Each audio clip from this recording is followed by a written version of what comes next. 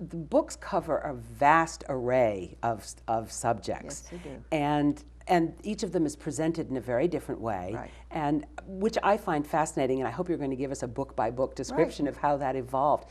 Because sometimes people come to you with a vision of exactly what they want. I'm thinking of the Charlotte Inn book or Alan Whiting's book. And sometimes the idea is yours, you are inspired, and you have the vision. Right. Morning Glory was actually our idea. We came to Jim and Debbie Athern, the owners of the farm, and I remember we didn't have the nerve to call them, so my husband and I were at our home in Florida, and we wrote them a letter, you know, the power of the written word, and said, we'd really like to talk to you about doing a book on the farm. We think that this is like a no-brainer. It could be a cookbook, but a lot more.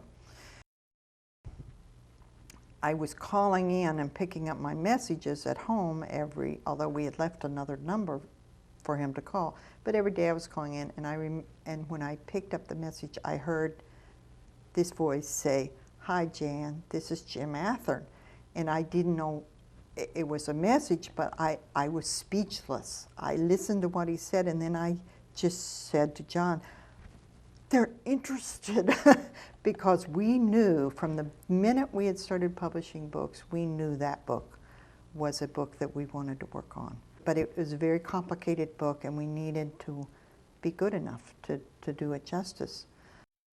We did start working on it in August of 2008, and it was thrilling. We hired Allison Shaw, who's just a wonderful photographer, and Tom Dunlop, a local writer, to do it.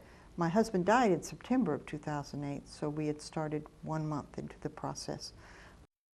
And I didn't really know what to do. I thought about it. I asked the Atherns what they wanted me to do, because I thought maybe they'd just like to stop. You know, 2 for the price of 1 was a lot better than just a grief-stricken woman who wasn't so sure she could do the job by herself. I had talked to my publisher in Atlanta, who's still my friend and my mentor, and he was happy to take the job over and do it for me if I couldn't. But I thought more and more about it, and I decided I wanted to do it. They didn't know what they wanted either. When we first approached them, they told us they'd always thought about doing a cookbook, and how about a little spiral-bound book? And my heart dropped.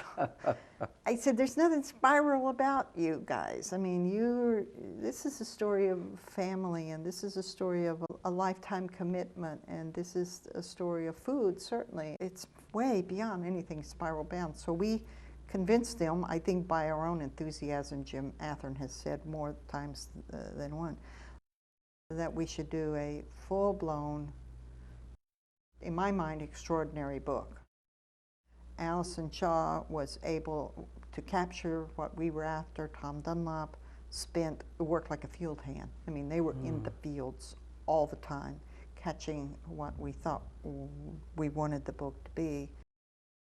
The book ended up, as I said, I think it's just extraordinary. A very prestigious international award for the best local cuisine cookbook in the United States. So that was last fall. And what printing are you in now? Second, but it's more than half sold, the second printing, so we'll talk about that. Although I